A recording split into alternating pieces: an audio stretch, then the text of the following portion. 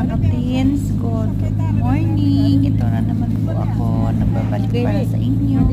Ito po ay mag-duty na naman po kami. Muna na po kami sa aming trabaho. Ito po yung dinadaanan namin araw-araw sa Kuwait. Yan po, ito po yung highway. Yan, magdaan kami dyan. Papuntang Kuwait City.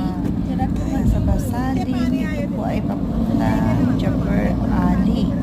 Sa highway po kami dumadaan. Kaya mga ka-tens, panoorin niyo po ako. Please like and share my video. God bless us all. Thank you po sa inyong lahat sa pag-view ng aking mga upload.